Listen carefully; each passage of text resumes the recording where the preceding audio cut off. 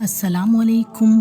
आपने देखा होगा कि बकरा ईद पर लोग बड़े ज़ोर व शोर के साथ कुर्बानी करते हैं। आपको पता है कि पूरी दुनिया के मुसलमान ऐसा क्यों करते हैं? चलें आज आपको ये बताते हैं कि इसके पीछे की कहानी और विज़डम क्या है। हज़ारों साल पहले की बात है। इब्राहीम अलैहिस्सलाम अल्लाह के नबी और पैगंबर थे।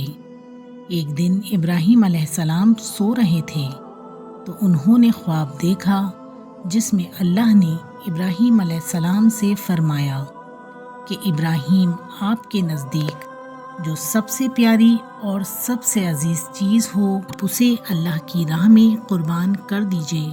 अब ये आपको बता दूं कि अल्लाह अपने बंदों का और ख़ास तौर से नबियों का इम्तिहान लेता है, ये देखने के लिए कि इंसान अल्लाह से ज़्यादा मोहब्बत करता है या अल्लाह के दिए हुए तोहफ़ों से ज़्यादा मोहब्बत करता है। नबी और पैगंबर के ख्वाब सच्चे होते थे। वो जो भी ख्वाब में देखते थे वो अल्लाह का हुक्म होता था। तो ये ख्वाब देखने के बाद इब्राहीम अलैहिस्सलाम ने अपने ऊँटों के जत्थे में से 100 ऊँट कुर्बान कर दिए। आज के ज़माने में ये 100 कीमती गाड़ियों को सेक्रीफाइस करने के बराबर है। इब्राहीम अलैहिस्सलाम ने सोचा कि जो अल्लाह ने उन्हें हुक्म दिया था वो पूरा हो गया, और जब रात को वो सोए तो फिर से यही ख्वाब आया। इस बार इब्राहीम अलैहिस्सलाम ने अगले दिन 200 ऊँट अल्लाह की राह में कुर्बान कर दिए। लेकिन अगली रात फिर से वही ख्वाब आया जिसमें अल्लाह ने उनसे उनकी सबसे पसंदीदा चीज़ कुर्बान करने का हुक्म दिया। इब्राहीम अलैहिस्सलाम सोच में पड़ गए कि अल्लाह आखिर उनसे किस चीज़ की कुर्बानी चाहते हैं। उन्होंने सोचा कि दुनिया में सबसे अजीज़ चीज़ मेरे लिए मेरा बेटा इस्माइल है। आपको बता दूं कि इब्राहीम अलैहिस्सलाम को पूरी ज़िंदगी दुआएं मांगने के बाद 80 साल की उम्र में औलाद हुई थी, और वो थे उनके बेटे इस्माइल जो उन्हें बहुत ज़्यादा अजीज़ और महबूब थे। इब्राहीम अलैहिस्सलाम समझ चुके थे कि दरअसल अल्लाह ताला ने उनसे उनके बेटे की कुर्बानी मांगी है। अल्लाह ये देखना चाहता है कि इब्राहीम अलैहिस्सलाम अपने बेटे से ज़्यादा मोहब्बत करते हैं या अल्लाह से। इब्राहीम अलैहिस्सलाम के लिए ये बहुत बड़ा इम्तिहान था। अगले दिन इब्राहीम अलैहिस्सलाम उठे और अपनी बीवी हाजरा को कहा कि हमारे बेटे इस्माइल को अच्छी तरह तैयार कर दीजिए। इब्राहीम अलैहिस्सलाम की बीवी हाजरा ने अपने बेटे को बहुत अच्छे से खुशबू लगाकर तैयार कर दिया, और इब्राहीम अलैहिस्सलाम अपने बेटे को लेकर एक पहाड़ की तरफ रवाना हो गए। इब्राहीम अलैहिस्सलाम ने ये फैसला कर चुके थे कि वो अपने बेटे की कुर्बानी देंगे, पर शैतान को कैसे मंजूर होता कि कोई अल्लाह की अताअत करे। तो शैतान भी अपने काम पर लग गया, और इब्राहीम अलैहिस्सलाम की बीवी हज़रत हाजरा के पास एक बुज़ुर्ग की शक्ल में गया और उनसे कहा कि इब्राहीम तुम्हारे बेटे को किसी दावत में नहीं बल्कि उसे कुर्बान करने के लिए लेके गए हैं। ये सुनकर हज़रत हाजरा बहुत हैरान हुई और वो समझ गईं ये ज़रूर अल्लाह का हुक्म होगा। तो उन्होंने शैतान से कहा कि अगर अल्लाह ने इब्राहीम को ऐसा करने का हुक्म दिया है तो ये हमारी खुशकिस्मती है। ये तो मेरा एक बेटा है। अगर मेरे इस्माइल जैसे 1000 बेटे भी होते तो मैं खुशी खुशी उन्हें अल्लाह की राह में कुर्बान कर देती।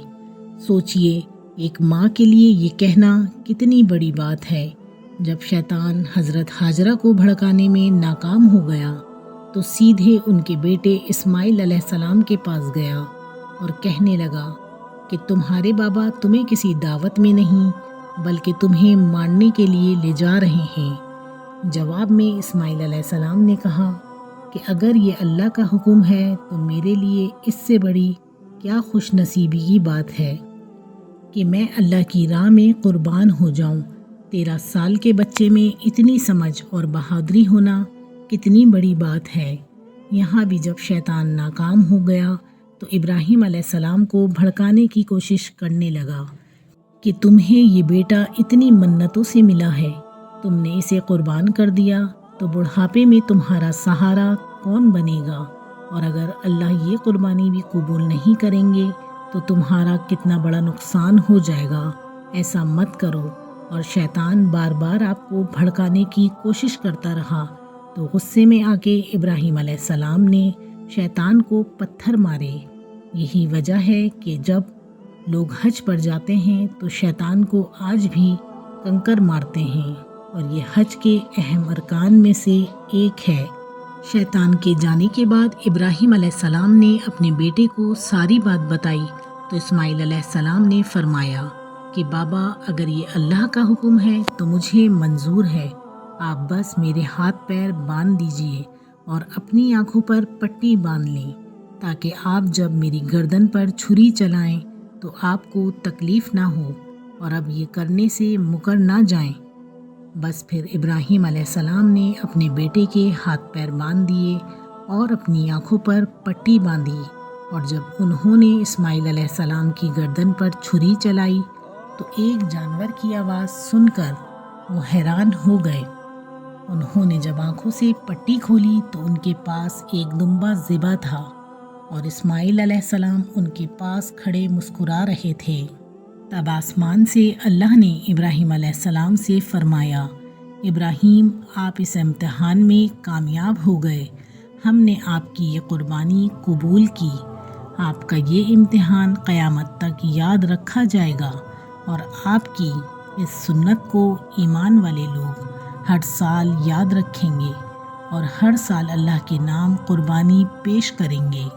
ابراہیم علیہ السلام کی اس سنت کو اللہ نے آنے والی نسلوں کے لیے عبرت بنایا، اور اسی لیے مسلمان ہر سال حج کے موقع پر قربانی کرتے ہیں۔